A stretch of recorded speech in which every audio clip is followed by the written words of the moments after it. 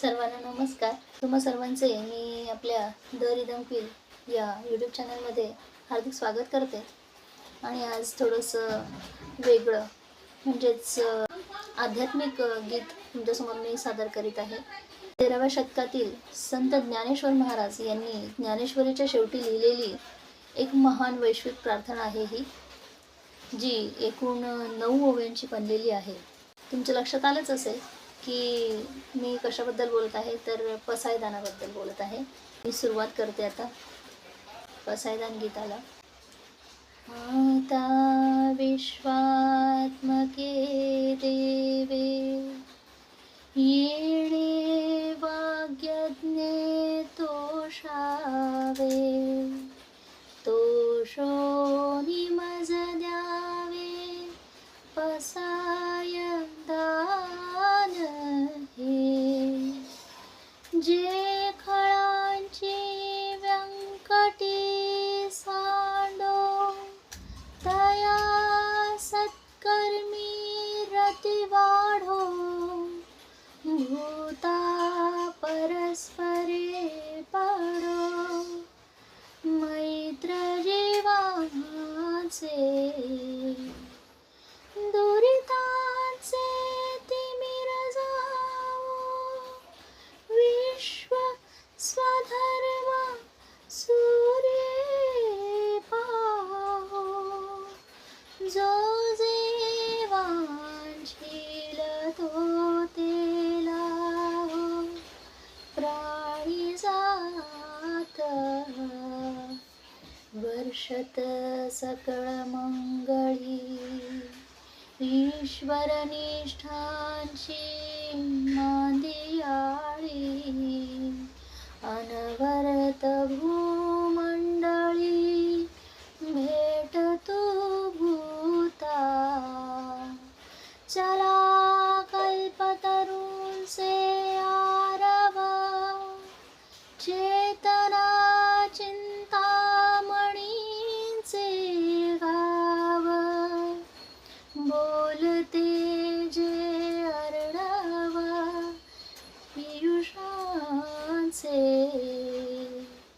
चंद्रमे जे अलांछना, मार्तंड जे तापहीना.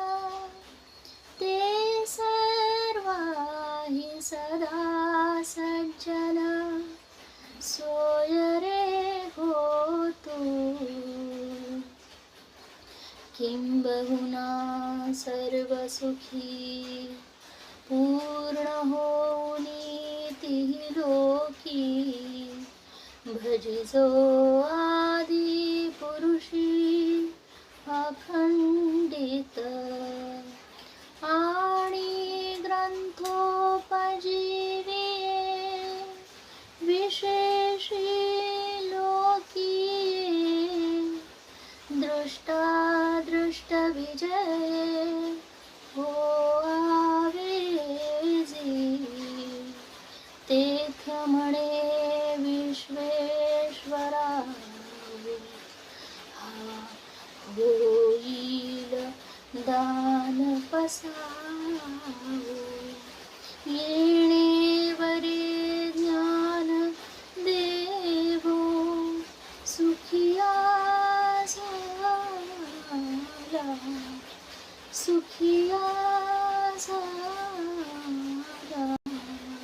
तुम्हा सर्वांना कळलंच असेल की मी म्हणता म्हणता थोडी इमोशनल झाली. पण आपण जर त्याचा मराठीत अर्थ जाणून घेतला तर आपल्या लक्षात येईल की ज्ञानेश्वर महाराजांनी ईश्वराकडे सर्व विश्वाच्या कल्याणासाठी केलेली ही प्रार्थना होती, त्यांनी दिलेला आशीर्वाद होता. तर मी पहिल्या 5-6 ओव्यांचा अर्थ तुम्हाला सांगते आणि बाकी अर्थ तुम्ही यूट्यूबवरून किंवा अजून विकिपीडियावरून जाणून घेऊ शकता. माझ्याच्याने एवढं शक्य होईल तेवढं मी सांगते. व्हिडिओ जास्त लांब होऊ नये म्हणून मी 5-6 ओव्यांचा अर्थ तुमच्यासमोर मांडते आहे. तर पहिली ओळ, आता विश्वात्मके देवे. त्याचा अर्थ असा आहे, सर्व व्यापी असलेल्या परमेश्वराने माझ्या या वाङ्मयाने म्हणजेच ज्ञानेश्वरी ग्रंथाने संतुष्ट व्हावे आणि प्रसन्न होऊन मला हे पसायदान म्हणजेच प्रसाद किंवा वरदान द्यावे. असा आहे पहिल्या पंक्तीचा अर्थ. नंतर येतं, जे खळांची व्यंकटी सांडो. अर्थ आहे, दुष्ट प्रवृत्तीच्या लोकांचं दुष्टपण नष्ट होवो, त्यांची सत्कर्म करण्याची आवड वाढीस लागो आणि सर्व प्राणीमात्रांमध्ये एकमेकांविषयी मैत्रीची भावना निर्माण होवो. त्यानंतर येतं तिसरं कडवं किंवा तिसरी ओळ, दुरितांचे तिमिर जावो. याचा अर्थ, पापी आणि अज्ञानाचा अंधकार दूर होवो आणि हे जग स्वधर्मरूपी म्हणजेच कर्तव्यरूपी सूर्याच्या प्रकाशात न्हावून निघो. प्रत्येक प्राण्याला त्याला जे हवे आहे किंवा सद्बुद्धी व सुख मिळो. चौथी ओळ आहे, चला कल्पतरूंचे आरव. अर्थात सज्जन पुरुष म्हणजे जणू काही इच्छा पूर्ण करणारे कल्पवृक्षांचे जंगलच आहेत. हे संत जगात सर्वत्र मंगलमय गोष्टींचा वर्षाव करतात आणि त्यांच्या भेटीने सामान्य जीवांचे कल्याण होते. पुढची ओळ आहे, किंबहुना सर्व सुखी.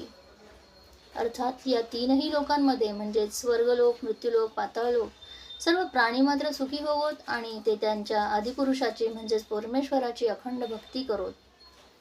पुढे आहे, तेथ म्हणे श्री विश्वेश्वराओ. अर्थात संतांच्या या विश्व कल्याणकारी प्रार्थनेवर प्रसन्न होऊन जगदीश्वर म्हणाले की हे ज्ञानेश्वरा, तू मागितलेले हे दान पसाय दान नक्कीच पूर्ण होईल आणि यामुळे ज्ञानेश्वर महाराज सुखी आणि तृप्त झाले. तर या पुढच्या ओव्यांचा अर्थ तुम्ही स्वतः जाणून घ्या. तुम्हाला हवा असल्यास मला कमेंट करा. त्या पद्धतीने मी पुढच्या ओव्यांचा देखील अर्थ तुमच्यासमोर यथावकाश घेऊनच येईल. धन्यवाद.